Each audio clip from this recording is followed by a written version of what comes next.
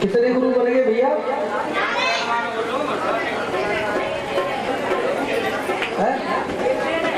13 बनेंगे।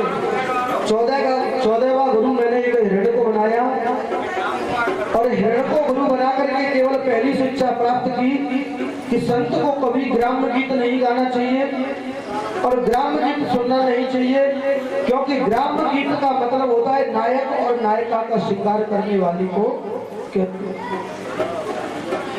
कभी भी संत को कोई ग्राम गीत नहीं गाना चाहिए।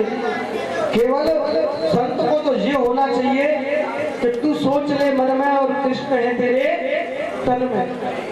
तू सोच ले मन में और कृष्ण है तेरे तन में, है सब जगह भगवान को ढूंढता फिरता है वन में। क्योंकि परमात्मा की खोज के लिए वन में भागने की जरूरत नहीं होती है। परमात्मा तो स्वयं हृदय में रहते हैं और हृदय में ही वास करते हैं। 15वां गुरु एक मछली को बनाया और मछली को गुरु बनाकर एक सुंदर सी शिक्षा प्राप्त की कि जीव को बस में रखो। जब हमारी जीव बस में रहेगी तो मछली क्यों पकड़ी जाती है? मछली क्यों पकड़ी जाती है? मछली को बहेलिया पकड़ करके लाता है और ला करके दुकान पर बेच देता है। दुकान वाला काट पीट करके ग्राहकों को बेच देता है, ग्राहकों को बेच देता है, क्योंकि उसको तो कार्य करना है, पर लेकिन हमें अपनी जिज्ञा पर कबूल करना है। जिज्ञा को काबू में रखना है कि हमें नहीं खाना तो नहीं खाना, चाहे कुछ भी हो जाए, मन ना मंजूर है।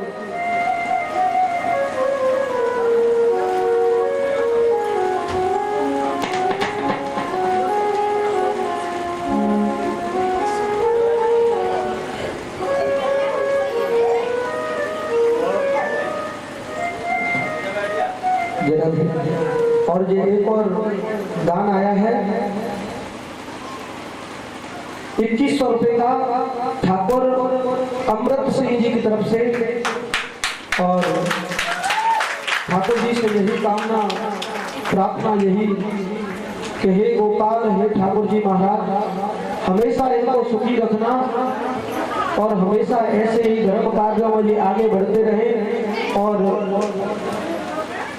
इस जीवन में इस अपनी पुण्य की कमाई में से ये थोड़ा सा जो दान निकाला ऐसे ही कुबेर के भंडार भर देना, यही मेरी प्रार्थना है। बोलिए आनंद कंद भगवान की जय। मैं कल एक बात कह रहा था परीक्षित जी महाराज, कि ब्राह्मण क्या होता है? ब्राह्मण किसी से लड़ता नहीं है महाराज, कि लड़ता है? लड़ता तो नहीं है किसी से। ब्राह्मण कभी किसी से लड़ता नहीं है, यानी कि सुन करके चलो आ जाओ, पर लड़े वो नहीं, पर लेकिन लड़ावे वो ऐसे महाराज तो आके पूरी खो ना सुझ पावत, फिर तो आके पूरी खो आगे पीछे ढोलो कर दे। तो ऐसे ही मारकंडे जी का नाम सुना होगा तुमने? मारकंडे जी सुना है? ये पद्म पुराण में मारकंडे जी की कथा है। तो मारकंडे जी महाराज, जब मैंने पद्म पुराण को थोड़ा सा ज्ञान लिया तो मुझे पता चला था, तो मारकंडे जी महाराज का जैसे ही जन्म हुआ तो उनकी मां मर गई थी। और जैसे ही मां मरी और भगवान ने ये वरदान दिया कि मारकंडे जी को कि ये पुत्र जो होगा तो वो केवल 4 वर्ष तक जिएगा। कितनी वर्ष? 4 वर्ष तक। और 4 वर्ष के बाद ये पुत्र मर जाएगा। अब तो मारकंडे जी महाराज का जो पुत्र था ना, मारकंडे जी जो महाराज थे, उन्होंने क्या कि बचपन से ही संतों को, ब्राह्मणों को पूजना प्रारंभ कर दिया। यानी संत मिलते साष्टांग लेटे आते, संत मिलते साष्टांग प्रणाम करते, और प्रणाम कर करके और संत और ब्राह्मणों के मुंह में से तो केवल एक ही आशीर्वाद निकलता है, खुश रहो जजमान, बहुत अच्छी बात, आयु लंबी होगी। ऐसे ही मारकंडे जी महाराज संतों के चरणों में प्रणाम करते तो संतन और संती कहते कि बेटा तुम्हारी आयु बड़ी हो, तुम खूब बड़े हो। तो ऐसे करके चलता रहा। अब बिना रह गया लास्ट का, जैसे कल मृत्यु होनी है, कल मृत्यु होनी है। तो मारकंडे जी महाराज के जो पिता थे वो चिल्लाने लगे कि कल तो मेरा पुत्र मुझे छोड़ करके चला जाएगा, कल को मेरा पुत्र मुझे छोड़ करके चला जाएगा। जब छोड़ करके जाएगा तो मार्कंडेय जी महाराज के सामने आ गए थे बड़े दिव्य संत, यानी कि साक्षात भगवान आ गए थे।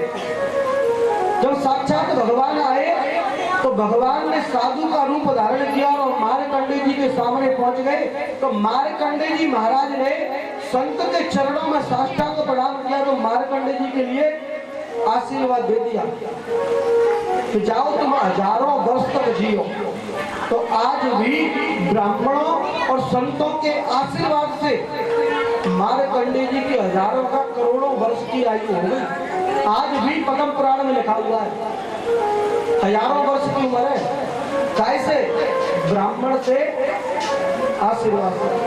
कहते हैं ना कि अग्रिम बुद्धि बांडिया, पंडित जी, अग्रिम बुद्धि बांडिया और मध्यम बुद्धि जाट। जाटना में कहाँ बुद्धि हो गए? पता है ना कहाँ हुआ है? होटल में। अग्रिम बुद्धि बांडिया यानी कि सबसे बुद्धि ज्यादा पे चलते बांडिया जो हो चुका है। फिर मध्यम बुद्धि जाट और तुर्क बुद्धि तुर्किया। और बामन की तो तुम्हें पता ही है, बामन तो चौपट बामन तो बता ना बचू तो महाराज देख लियो।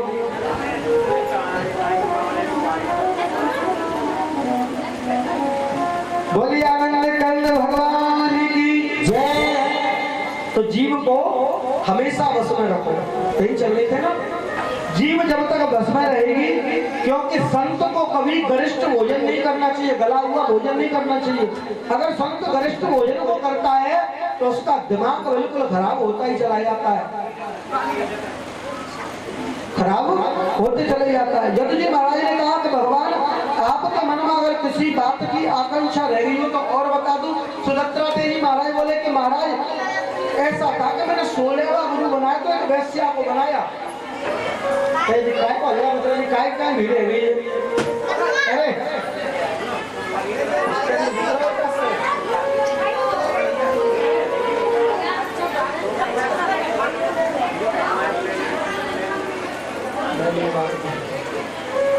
16वां गुरु एक वैश्या को बनाया और वैश्या को गुरु बनाकर के एक ही शिक्षा प्राप्त की। राजा जनक की नगरी में वो वैश्या रहती है।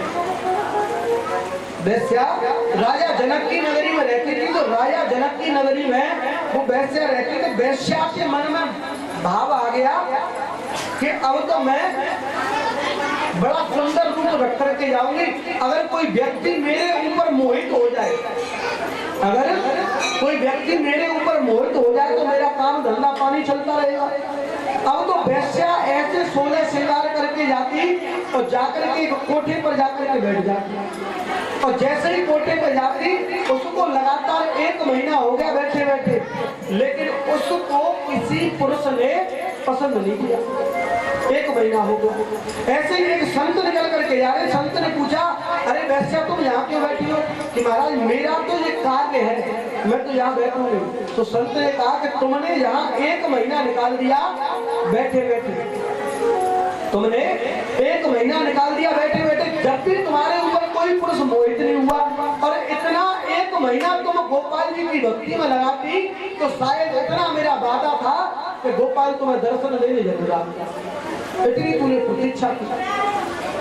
तब वैश्या के मन में विचार बना और वैश्या वहां उस कोठे से उठ करके भगवान की भक्ति में लग गई। जब ही उसी का कल्याण हो गया। बोलिए आनंद कंद भगवान की। तो कहते हैं कि भाव को भाव अनक आलसऊ और नाम जपत मंगल दिस दसो। चाहे भावते गाओ, चाहे कुभावते गाओ, चाहे उल्टो गाओ, चाहे सीधो गाओ, चाहे टेढ़ो गाओ, ले तो भगवान को नाम ही लो, उसी में कल्याण हो जाता। ऐसे ही 17वां कुकुर पक्षी को गुरु बनाया।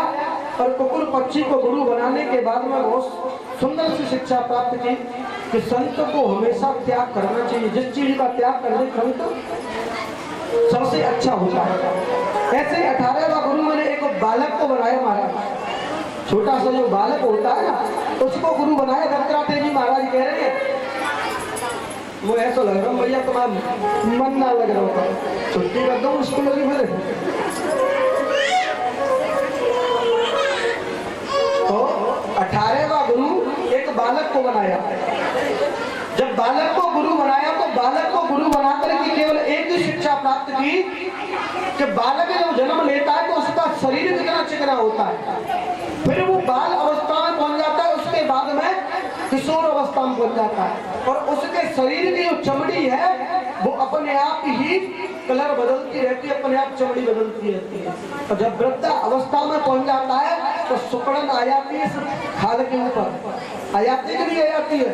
ऐसे ही उस बालक को केवल गुरु बनाकर के एक ही शिक्षा प्राप्त की कि आत्मा का कभी अपमान नहीं होता है, आत्मा का कभी अपमान नहीं होता है और न आत्मा का सम्मान होता है।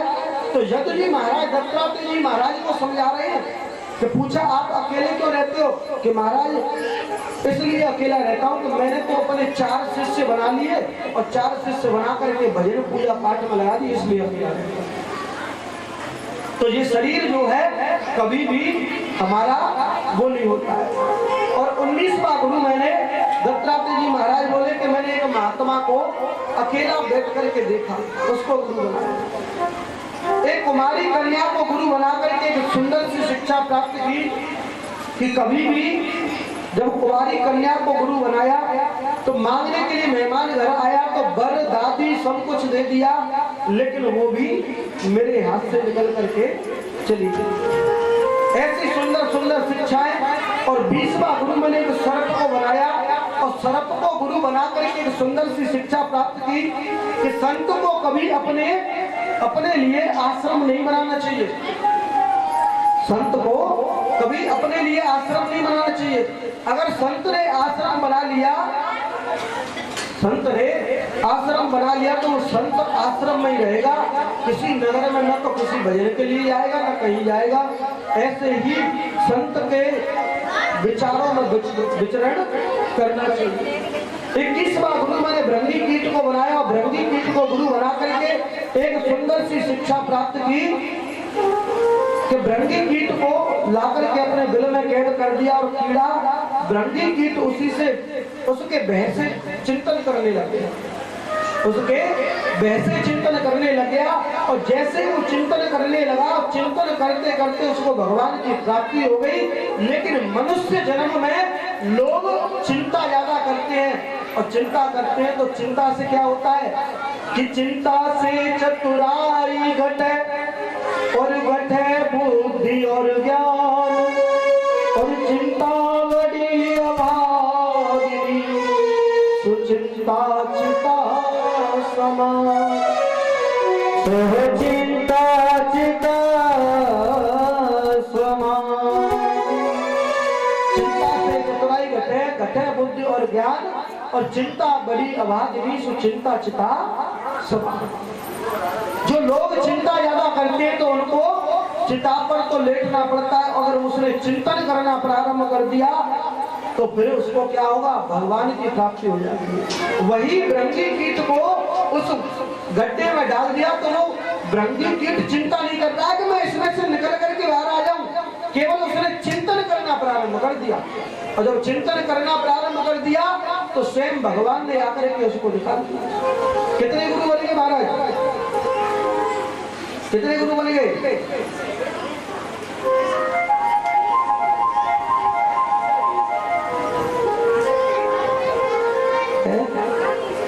3